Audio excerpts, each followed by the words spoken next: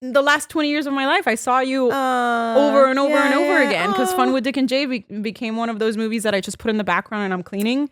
I had been working with him at that point a few months, and it was the first time I saw him become Jim Carrey. I said, no, I don't want to tell that story. She was shocked. Welcome back to another episode of After We Wrap. It's the show that's all about who we are when the cameras stop rolling. I am your host, Gabriella Ortiz.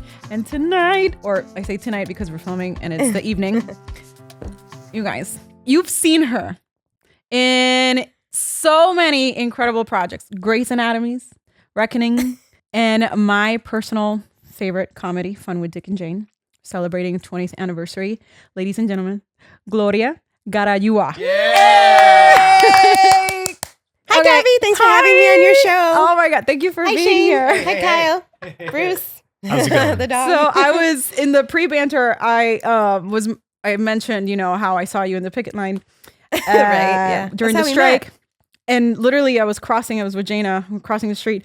And she walks over and I was like, oh my God, wait a second. You're from Fun with Dick and Jane. I love that movie. Hi, nice to meet you. Like it was, I try not to fan out, geek out. Yeah. It's our job at the end of the day. So sometimes it can come off a little bit weird. And that's something that I've learned. I was like, okay, these are people that you work with, these are your coworkers. But I've the last 20 years of my life, I saw you over and over and over again because Fun with Dick and Jay became one of those movies that I just put in the background and I'm cleaning. Yeah. And I could recite it. Oh, wow. I love comedy. And it was just something about, I've never seen the original. Actually, it's good. Actually, I saw it after I did my movie. Mm-hmm. Yeah. Okay. But yes, I love Tia Leone. Tia Leone. Is it Tia Leone or Thea, right? I just said Tia because we're together, but it's Tia. Tia Leone. Okay. That's what happens when you get two Latinas together. Yeah. Something about her comedic side is so interesting to watch. And then of course you have Jim Carrey. So little funny story. Mm-hmm. I told Shane, hey, can you email Gloria? I'd love to have her on the podcast. I didn't know it was a 20-year anniversary. So I'm researching the movie and all of that. I come to find out the director, which I need to. Dean Parisot. Dean Parisot. Dean Parisot. Yeah. He directed my first co-star ever on Good Girls. Oh, I love that. He was incredible. And when I ever bump into him again, nice I'm allowed to give him a big hug because he was so gentle with me on set. Yeah. It was my first, actual job. Yeah. And he was just so supportive. Sweet. It was a very small role. I just opened the door and I tell Christina that her credit card declined. I just saw that clip today. Really? And I remember I have this vivid memory. I'm just standing there trying to be professional and keep my cool. And he comes up to me. He's like, oh, I need to build you a door because you're coming in. I was like, yeah, I'm supposed to knock. And then I open the door. And he's like, okay, we gotta build Gabby a door. So, it was just so supportive and for my first director to work with that, and then to come to find out that he directed my favorite comedy. I was just well, I hope he's listening to this. And you're here. And if he's listening to this, we need a 20-year anniversry reunion. Oh my God. Because I didn't know. Time flies, and I don't run into these people ever. It's not like I hang out with Jim Carrey or run into Taya in anything. I think since I've seen Dean once, actually, and that's it. But I have a great story about Dean. So on that set, it was my first gig. Really? And now I have a separate story. The little boy on the show, in between takes, he was so cute. He goes, Gloria, is this your first job? And to me, I was scared to say that it was. I just didn't want anyone to think that I was inexperienced. I already had the job, but I was so self-conscious. And I looked around, I looked at the crew, and they were just looking at me expectantly. And I just thought, well, I have to tell the truth. And I said, yes. But there was such embarrassment to it because I was so pure-hearted because I was brand new into this industry. And it meant nothing. Everyone was cool. Who cares? Yeah. Everybody has their first. But anyway, so that wasn't my story. So the story about Dean was while I was filming it, I was going to be on TV for the first time ever. While we were filming. And I said to Dean, And this was before DVRs, I think. So yeah, I'm aging myself a little bit, but this was before that. And I remember saying, I'm going to be on TV tonight for the first time ever. I really want to watch it. I mean, how novice of me to like approach a director on a feature film to basically ask to get off set early, right? Because that's essentially what I was doing because I wanted to watch myself on TV. Do you know he did? What? Yeah. In fact, I don't know if he remembered or forgot, but it was Taya and Jim that I think that remembered because they looked at him and there was a distance and they were like, Dean. And they pointed and he goes, oh, Gloria, you can go. And so I just thought, but where do I go to watch this? Because we were shooting really far from where I lived. And so I just asked his assistant if I could go to his trailer to watch it because he had satellite and it was more than cool. And so I watched myself. My first show ever was NYPD Blue. Okay. Oh my God. So to see myself on TV was so exciting. Who wouldn't be excited to see your first television debut? But I got to watch it on set. On set. On set. That's so in the director's cool. trailer. Yeah. So Dean was very, very cool. Dean. So, yeah. Incredible. Man, Thank you, Dean. I hope I bump into you again at some point. Good I know guy. I will, but oh my God.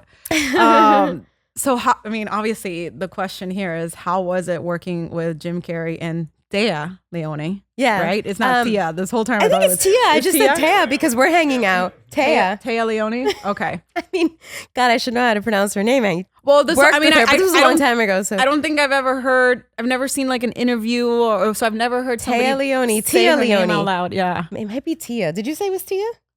Tia Leone. The accent's on the E. That's true. Yeah. So it could be Tia. It could be Tia. Leone, Tia, please Leone. correct us. We're looking. We're looking. Okay. But did you have So any? The question was, I mean, I'm sure you have a lot What was of it like? stories. Like, tell us about like a favorite moment. What I tell people was it was incredibly intimate. Jim Carrey was not the Jim Carrey that we know of. I think he's changed a little bit as the years have gone on. But at the time, he was known as the comedian that hammed it up all the time, right? But he wasn't like that when I was working with him. But I realized it was because we had intimate scenes. It was usually four of us. But I remember the one day we had a crowd, he hammed it up. And it was, I had been working with him at that point a few months. And it was the first time I saw him become Jim Carrey. And I go, oh, there it is. So I understand as a performer, you do what the role requires when it requires it. And he didn't need to be that big personality when it was just us. And I think that was for the best because it was my first job or my second job. It was, I think, my second job because NYPD Blue was my first job. And I was nervous all the time. So, the fact that he was calm on set helped me be calm, right? But I did have to play that little mental game that we actors have to play sometimes in order to work with celebrities. I just had to visualize working with him to the point that in my vision, I was comfortable. So that when I got on set, I was like, okay, I know I can have an interaction with this man and be a good actor. So eventually, I was calmer. But I wish that opportunity would come back to me again because I'm such a more seasoned actor now. I mean, yeah. And at that time, I didn't know how good I had it. I mean, I knew I had it good, but I would, just to show you how innocent I was hungry one day. And I just said to the makeup lady, she was touching me up. I said, I'm really hungry. She goes, you know, there's craft. What's craft? I was just so new at it because I graduated college with a degree in acting, but mostly theater. Yeah. And so this was my first film set. I didn't know that people just had food sitting around. Yeah. They don't teach you set etiquette in college. No, yeah. So, and then I felt bad going to the food truck to get a sandwich. I was like, I was told I could come here. And the guy was like, yeah, what do you want? They were really great, obviously. But I learned. And now there's no going back. It's like, feed me. Yeah. I mean, who doesn't love crafty? Like, I hated during the pandemic where you couldn't just grab what you wanted. You had to be given it. Yeah. Well, what am I saying? I didn't even work on the pandemic. Well, it was a whole different game. Oh, You don't I did a commercial, I think it was. But and you had to wear your mask unless you were, oh my gosh. So, okay. So but there's no, you mentioned there's no celebration of the 20th anniversary and this is our official Well, shout maybe out. after this we can, get some interest. Something can happen. Like that'd be petitioning amazing. a little. I mean, I stay in touch a little bit with the boy's mom, but that's it. I don't talk to anybody else really. I mean, it was all major players in that movie. Yeah. I think it's very underrated, for It's such a good movie. such a good It's movie. a good movie, but it's been a long time. I look back and I go, oh God, how do I look in comparison to back in the day? And I don't know, it's just different, and you have to You be look the okay with same. aging. Stop and- talking. No, okay, you well, look the same. Stop. Don't I think even. I think I Don't opened the even. door for that one. Yeah. But you know, I remember I had the baby cheeks. I had just moved to LA, fresh from New York. And I feel like in New York, there was, at least in my world, there was no pressure of body dysmorphia. There was none of that. I didn't experience any of that. I thought it was the hottest thing going. Hell Meanwhile, yeah. I was overweight and chubby. No. And I was just like, it's all good. I moved to LA, and I remember the thought of, I should wear makeup now. I remember that thought. So stupid. They wear makeup in New York. But I think just because it's cold most of the time, I don't know. I didn't think about dolling up. Anyway, I moved out here and I was like, I should take care of myself. Do you think Hollywood still makes those types of comedy film? Oh, like Dick and Jane? Like Dick and Jane, yeah.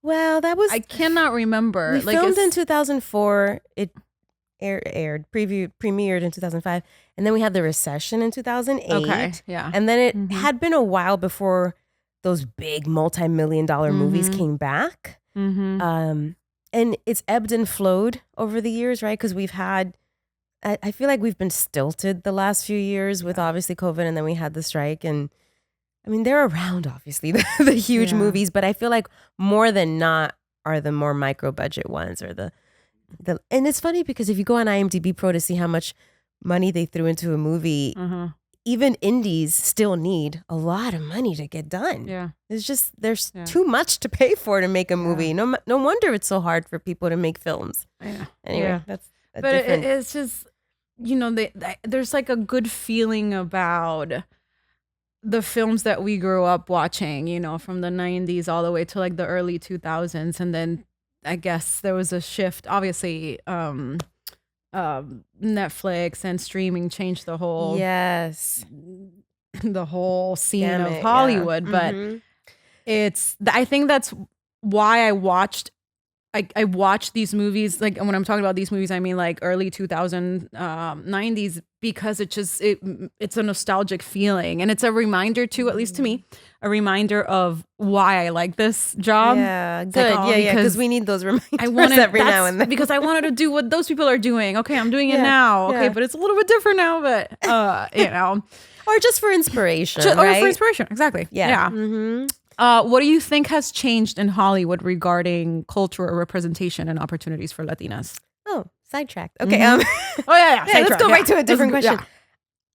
Well, I see more of us on camera now. And in all shades. And, we just had the Oscars, and Zoe Saldana just won. And she said in her speech, she's the first Dominicana to have won an Oscar. Yeah. And so that put more Caribbean Latinos on the map. Over the years, because now I've been doing this for so many years, and I hate talking about age, but it comes up because as I get older, I realize everything I've seen. And I'm like, okay, when I first started, it was actually easy for me because I'm a light-skinned Latina. And I hate to say that out loud, but I think that's what was easier for me. And I was able to get the Latin roles and the ethnically ambiguous roles. And then as time went on, we ebbed and flowed in regard to what culture was trending. Right. Yeah. And then which Latina do we want to see? And I feel like the world in Hollywood is embracing all shades now. So yeah, I see more of us. I just saw previews for Eva Longoria's movie with Michael Pena. But there's a lot of hubbub now about the new Snow White, and I don't know too much about the politics. I just saw that she's Latina, and I guess some people have a problem with that. But I don't know. I have a very different opinion, and I haven't seen the movie, so I wonder if I should watch the movie first, because I feel like, okay, it's 2025. I think it's okay to cast outside of what the description would be if the talent fits if the talent fits the role. But not everyone sees it that way. Yeah. This is a political conversation. I know. Now.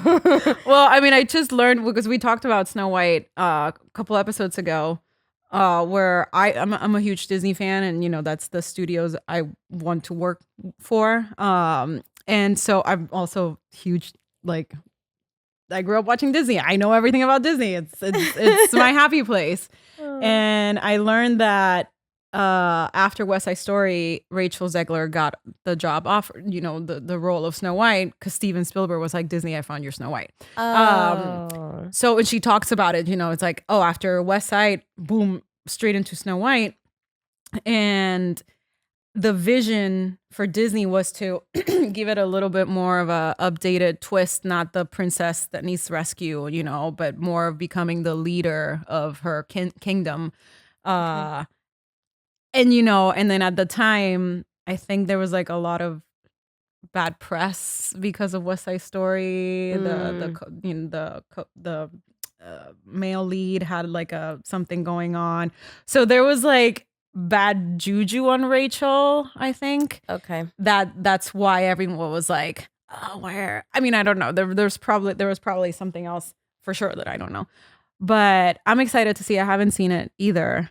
But the little clips I've seen, I'm like, I like it. I don't know that I'll see it. I don't really care for the live action Disney stuff. Although I did enjoy Aladdin, but that's different because I've always loved the soundtrack to Aladdin. It's a good soundtrack. I don't know that I'll see it. I just feel like I embrace casting outside of what the norm is. And I thought that shows like Hamilton broke those barriers. For sure. But there's a lot of people out there that are not open to changing their minds to what a role should look like according to the description, the original description of the character.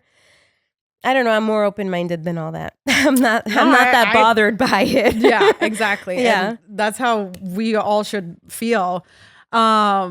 But yeah, I think because we were expecting like the typical, Blancanieves, La Blanquita, versus, and then Rachel Zegler, which is just brand new in the industry, and we're just like, what is this? But I'm sure she did a phenomenal job regardless. And go Rachel. Yeah. And I mean, keep going. Yeah, keep going. And who knows, that'll just continue to open doors to more Latinas to playing these types of roles. I mean, hello. But it makes me kind of sad too. I was just recently part of a group thread, and some of the comments that I read on there, I was like, still people are not seeing the world as open as I thought they were. But then again, I don't live under a rock, and I know what's happening politically right now, and it's just so sad. I feel like we're working backwards. Yeah, I agree. Yeah. You've said that you didn't accept roles that conflicted with morals, even in your early stages in your career. How did you navigate the pressure to take those kinds of roles in the industry? Because we want to stay away from the stereotypical, housemaid, and eso. If you feel comfortable talking about like having to say no, I don't feel that this is right for me. I said no once for I was asked to, I think it was just to audition, and I said no to the audition for a very low budget feature film about the experience of a immigrant being detained, a Latina immigrant being detained and put into like an ICE retainment center. And I said no. And I told my agent, please thank the casting director because I like this casting director, but I don't want to tell that story. I feel like that story's been told over and over and over again. And though it is important to tell it, we've told it, and I want to tell other stories. And all the Latin friends that I have in my life are citizens, and those that aren't have their visas, and those that aren't trying to get their paperwork. So it's like, I don't want to keep telling the story. How about we tell stories of Latinos that were born here, or Latinos that come here and do their paperwork properly, and they're contributing to the society, and they speak English, and they're wonderful people, and they bring their culture, and we mesh, and I don't want to tell that story. And so he passed on the message, and the casting director, I asked him, what did she say? And he said, she was shocked that you didn't want to audition. I said, she was shocked? That's too bad. What was her reaction? And he said, well, she just said, really?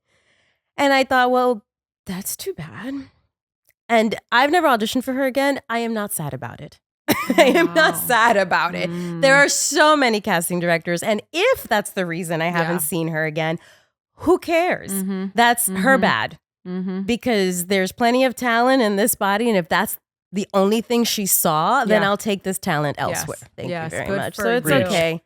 I just was like, let's move on. Yes. No, yeah. I agree. And recently I saw, I think it was like Pero Like, they were doing interviews in the red carpet and they were asking, what do you want to see Latinos do more on screen? And everyone was like, I want to see a Latina that plays a lawyer. I want to see the doctor. I want to see just regular, just everyday. real people. Yeah. We're not, we're not just whatever you think we are.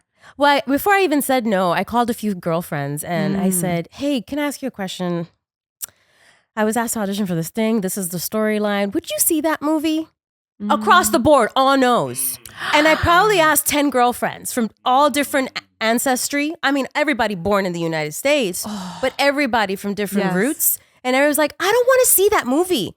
I don't watch movies like that. And I go, then why do they keep making these movies? Who's watching them? I don't know. I'm getting fired up. Let's talk about something else. That's such a good point, though. It is. Maybe it's just like flyover state boomers who are just like, yeah, this is what what it Latinas is. are. That is They're just exactly like what it is, charity Kyle. cases. Like, oh, help Yeah, no. us. That is exactly what it is. That's exactly what it is. Absolutely. Okay, we can switch gears. In addition to acting, you also are an acting teacher. Oh, okay, which, yes. I kind also of do that. Yeah, I'm like, I wouldn't, maybe I'll reach out for I was some going to bring coaching. that up anyway. Because you mentioned in one of your videos you were going to pursue your MFA. Yes, but I didn't get in.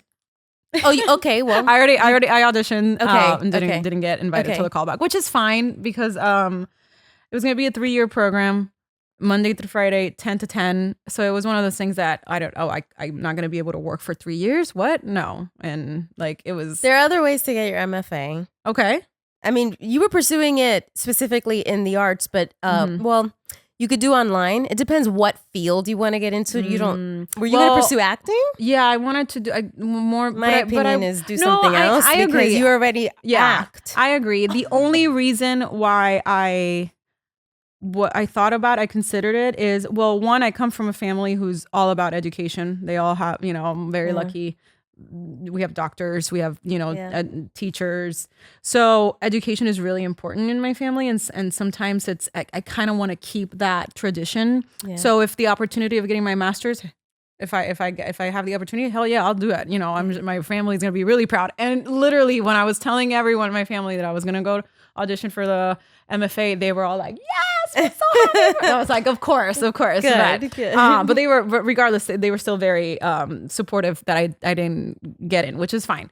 But the reason why I considered it was because I didn't have the proper theater training, and I'm getting into the stage musical theater world. Okay. And it's very different from film and TV.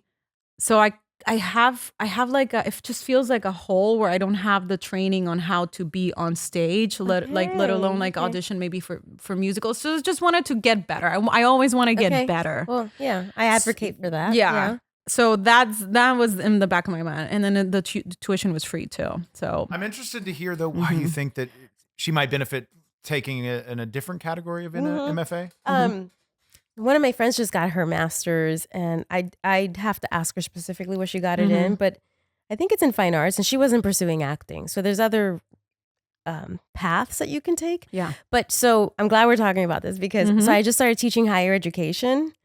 So let me backtrack a little bit just to give people some context. So I have my BFA. I don't have my master's either. But because of all my life equivalency, I was able to teach at the college level. Oh wow! So I'm now in like my third college, and now this one's sticking. I really like where I'm at right now. So in the time from like when I started coaching to like teaching now higher education, I've coached a few people for their MFA auditions, and so I'm familiar like what the process is like and the nerves that go into it and all that. And I know the schedule you're referring to. Yeah. In fact, I've coached a few people that were married, and you have to talk to your spouse about that because you might even go somewhere else. I don't know if your program happened to be in California, but some people will go somewhere else. And then you're away from your person, and you do kind of pull away from business a little so that you can go pursue this degree, which makes perfect sense. In fact, if I did have my master's, I could get more for the same job that I'm doing now. I understand. Yeah. My thinking is other than filling my cup academically, because I like growing my brain and I like being a smart person. I've been teaching for so long that I don't need anything else to keep doing what I've been doing. Yeah. Right. Yeah. And I grow and I learn by doing the thing. So that's why I haven't pursued it myself. But if you want to pursue it, I now understand. But I also think you can gain what you're looking for other ways. So if you want your master's, go for it, but you don't have to do that schedule. Right. You could get it online and still be in Los Angeles, be with your husband, still audition for things and get it online, which is what a lot of people do. And then work in theater and learn it that way through directors as nice as Dean Parisot. I don't think he does theater, but that's what I mean. Like the process of it. It's interesting that we're talking about going into theater after you've done film and TV. Yeah. Because I know like usually people that start like in school plays or whatever. Yeah. They start with theater and then go to film. Yeah. So in Puerto Rico, there was a high school. It closed down. It's very sad about it. But it was a performing arts school. So during the day, it's the academics. And then in the afternoon, it turns into all of your theater classes. And that was the first official like acting class I took. I was so happy because for years I've been telling my mom, I want to put me in an acting class. Like she was a ballerina. So I grew up as a dancer. Yeah, I know. And so she didn't know. She didn't know about the acting world. She only knew about the dance world. And it wasn't until, so that was my first theater experience. But then again, mom didn't know. And I didn't have like the proper guidance. So I just said, okay, I'll just wait until I graduate high school. And then in college, I'll pursue it. And I started auditioning for commercials, una novela aquí, and this is in Puerto Rico. So I just went into the film and TV, but I always wanted to do theater. Always. And you should. I love theater. Yeah. And I feel like because I ended up doing film and TV here, and this is where I got exposure because film and TV gives us that, right? People forget that I do theater and I came from theater originally and I miss it. So whenever I have the opportunity, I love it for so many different reasons. And I think part of it is the ensemble work. Oh my gosh, yeah. The collaborative aspect of rehearsals. Yeah. The fact that you're throwing ideas across the table and people are willing to listen and experiment, try something, see if it works. Yeah. And yes, of course, that can happen in film and TV, but you're working against the clock. So a lot of that has to happen at home or in your own rehearsal time. And then you bring in the ideas and you shoot right away. Yeah. I think I'm glad to hear that you're really interested in pursuing your theater. I think that that's going to be very good for your soul. Oh yeah. And you should totally keep going with that. I just did my first musical, Hunchback of Notre Dame, this past year. Congratulations. And thank you. And it was what you just said, that ability to collaborate with a group of with other artists and try things that we can do. This looks great, or this is okay, we'll do that. It was, Shane will tell you, I was just like in La La Land for 4 months.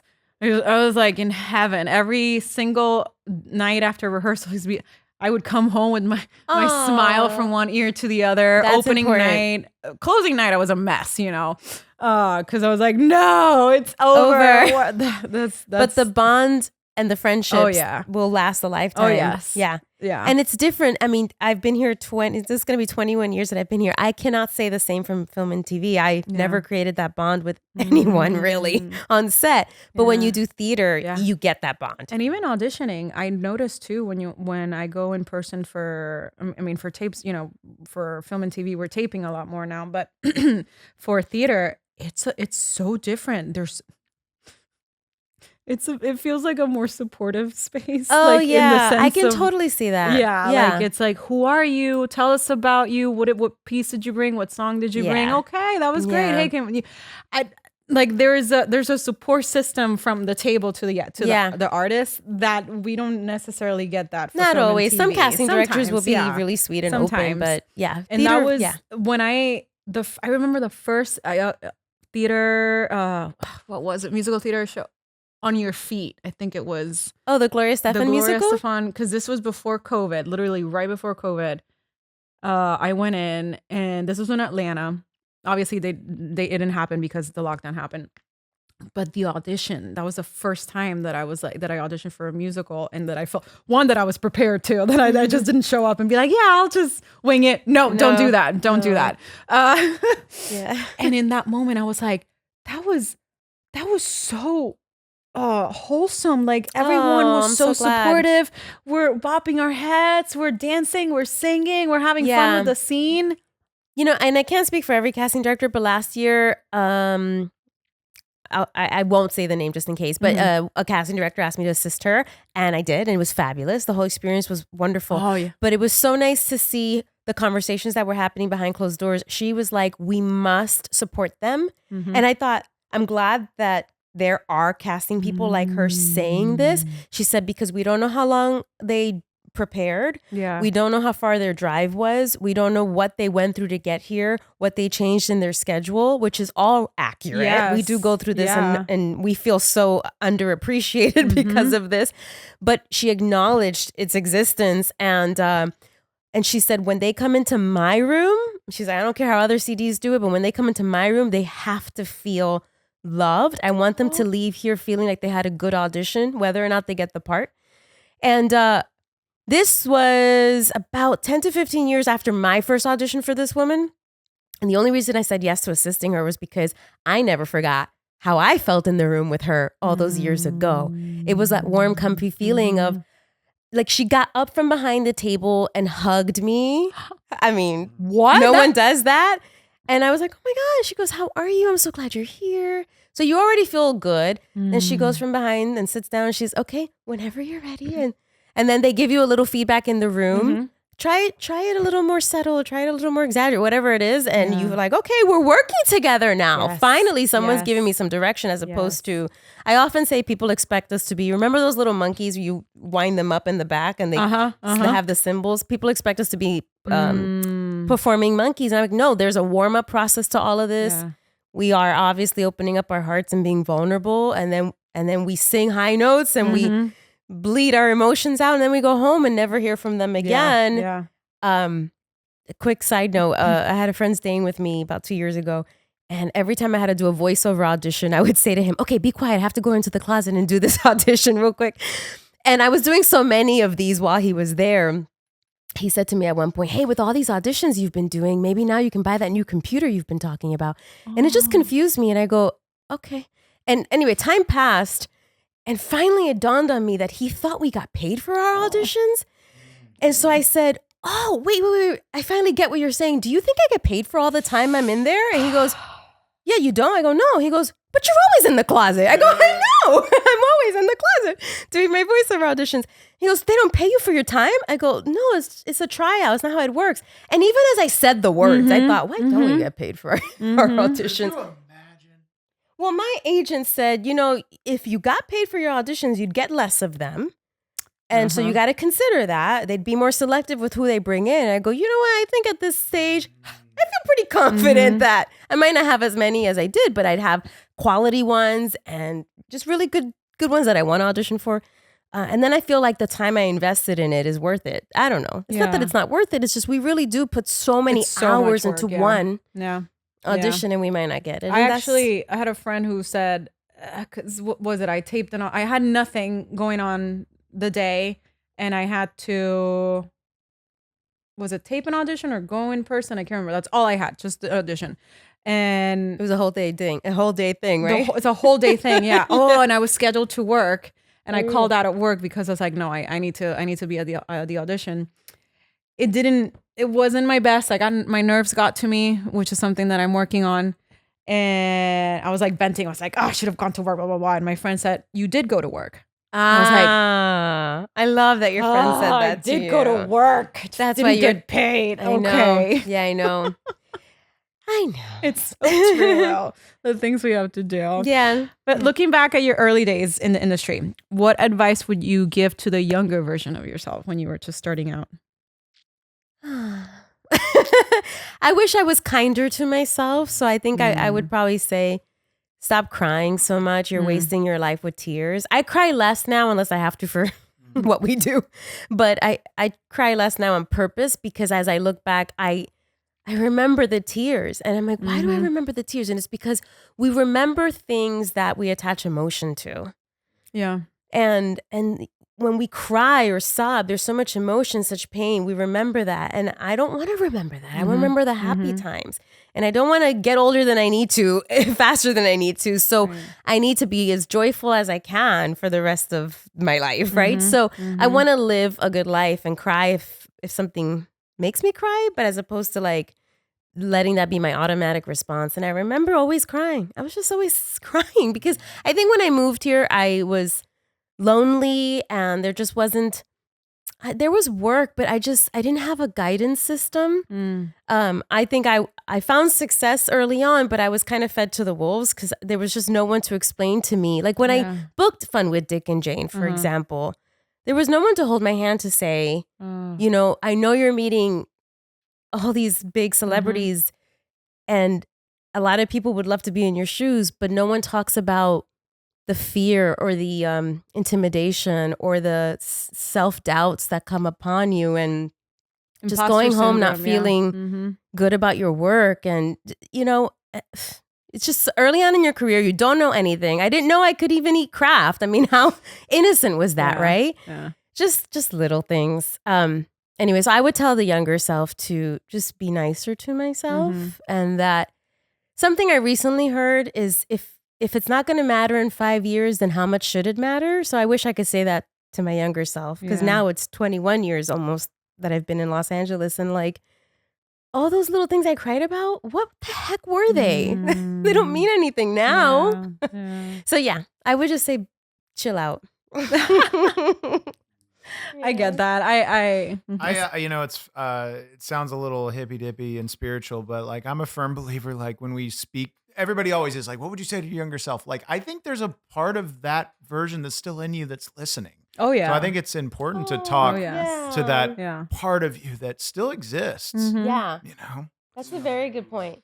Because now I'm still hard on myself, but about new things that I like, new chapters in my life, and I am better about kind of not lingering so long on the worry or the anxiety because I now know, I started going to church last year. I now know that does not serve me.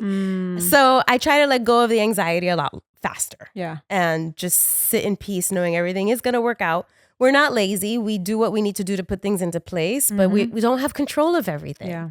So things will work out for us. We have to have faith. Yeah. Oh yeah. What's meant for you, it's meant for you. Yeah. But you know, I used to cry a lot too. And I do appreciate those tears because they shape you to be, you know, to being the best version that you Who you are today. want to be, who you are today. And I think like we never stop growing, right? We never stop learning. We just keep getting better and better and better. So I sympathize with you on that because like I cried a lot too. Lots of tears. Yeah. it's a tough business. It's Oh a yeah. tough I mean, So some of the tears were professional and some of the tears were just like, you know, like I said, like being lonely in the city. oh yeah. Because you come from New York, right? Yeah. Were you born in New York? Or Yeah. Okay. Yeah. Okay. Oh, by the way, I'm going to San Juan soon. I'm Oh, visiting. really? Yeah, just a little vacation. Yeah. Oh, and, hell and I saw you were yeah. born in San Juan. Okay. Yes, I was born in New York. And when I came out here, I cried every night for the first 2 months because I was so scared. Because I didn't come with anything. I just sort of showed up. And but then, you know, I got a little daytime job. I got my car. Things came into play. I got an agent. Very slowly, the tears stopped.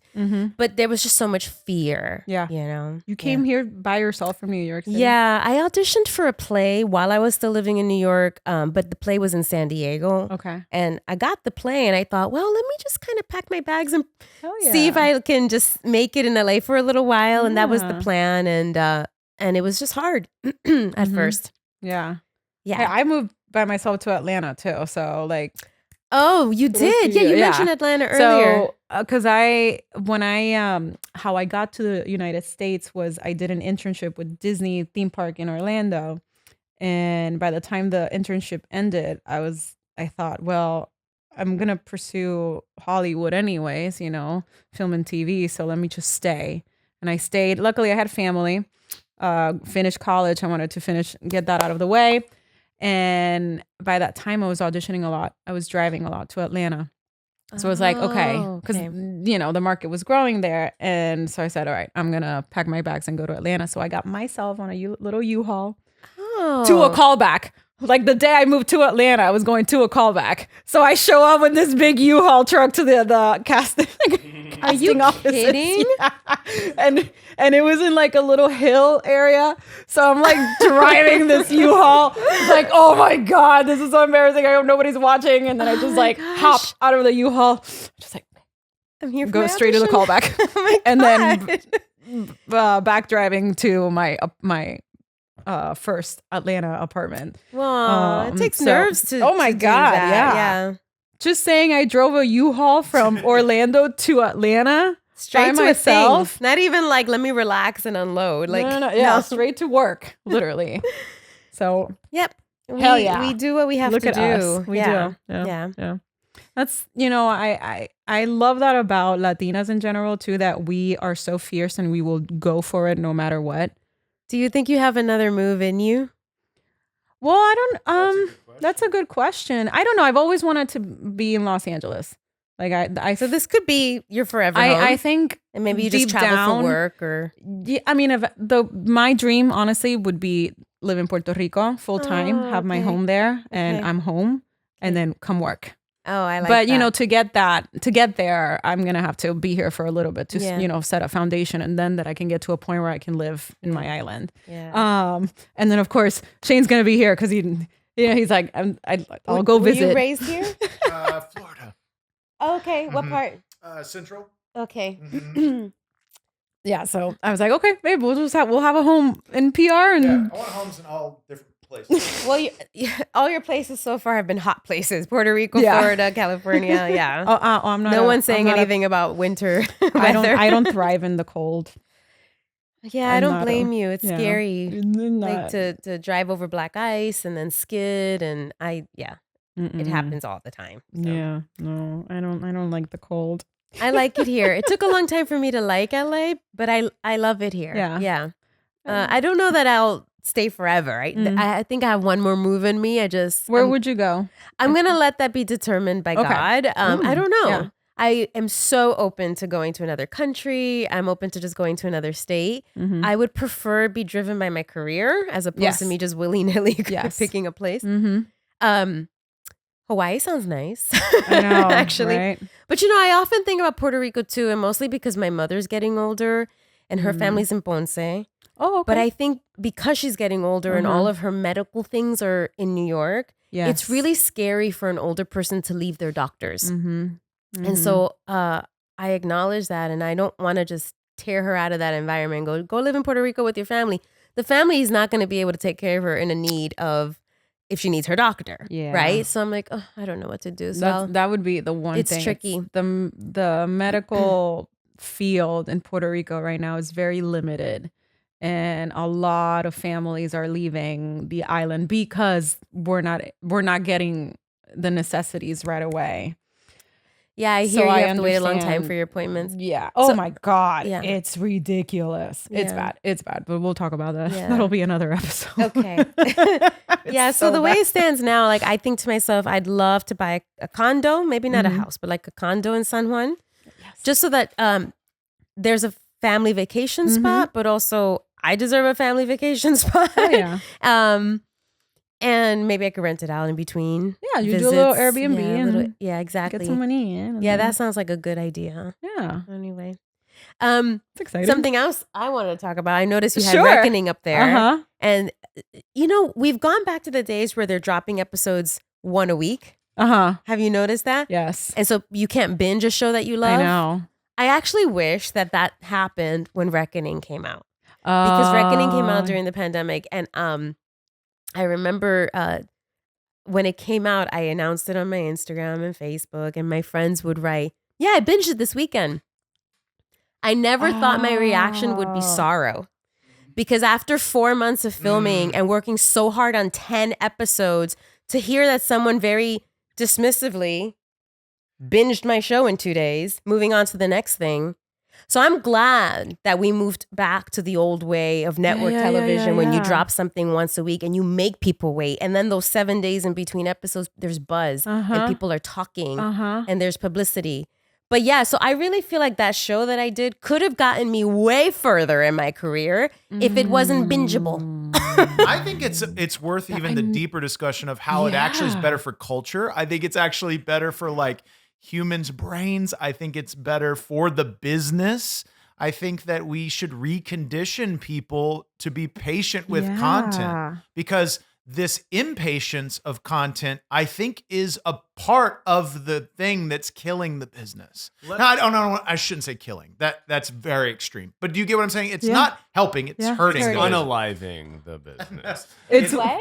unaliving. Unaliving? No, it's that's what you say on TikTok. You say unalive. Instead of killing. hurting it, I think. Well, they're doing it for Severance and White Lotus. They're doing week by week. know. Because I love those shows and I can't binge them. I know. But there's so much work and thought being put into these shows that they deserve to be spread out 100%.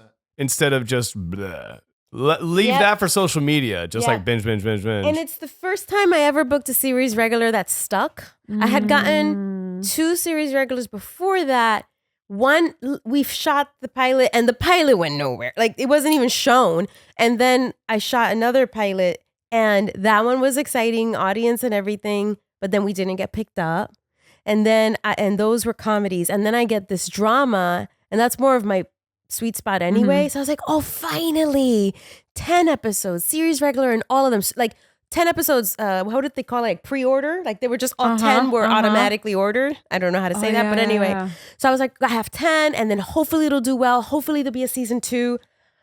No, because they literally dropped everything. People saw it during the pandemic. No one cared anymore because everyone was locked at home and just saturating whatever they could. Yeah.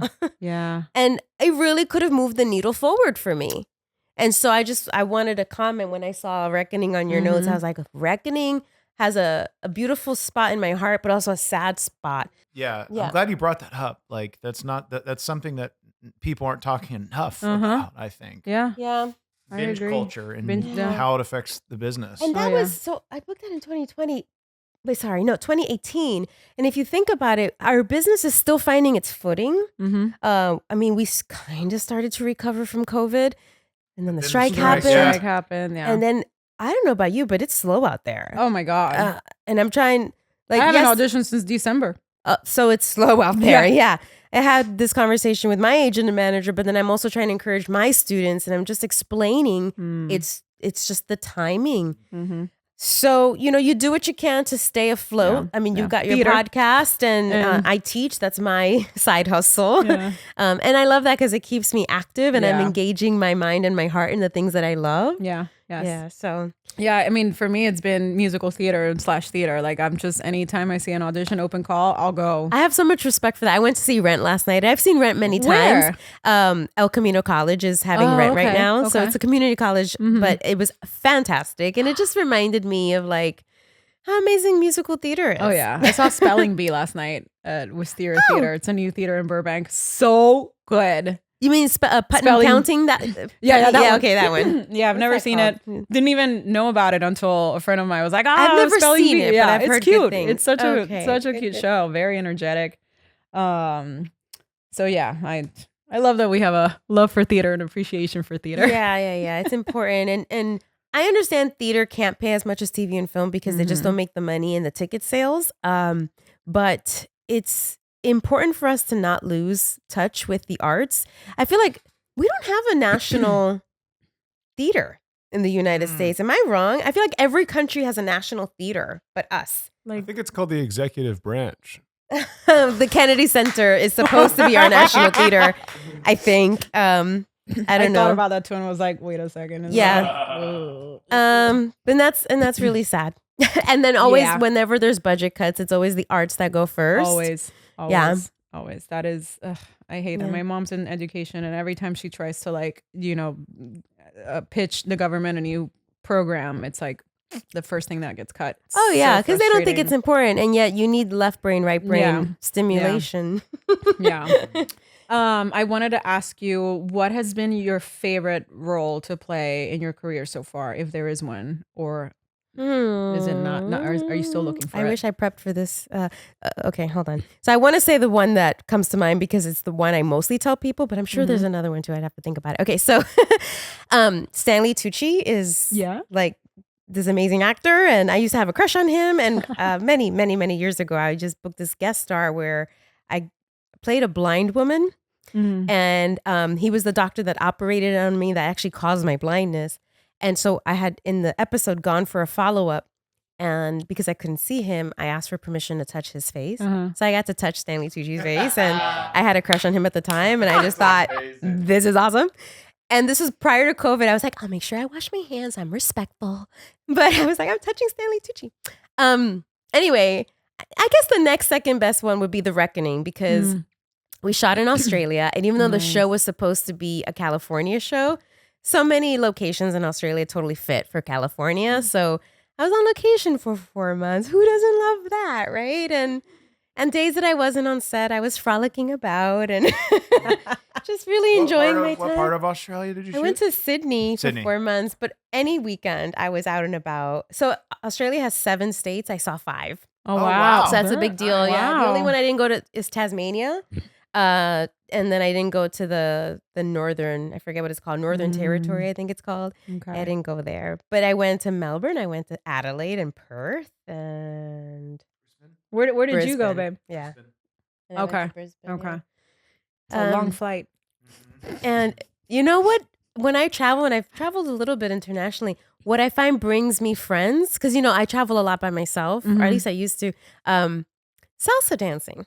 Oh, Because okay. it's a global phenomenon. Everyone loves it, and you have to partner. And so there are classes. So I would just find salsa dancing anywhere to make friends in these other countries.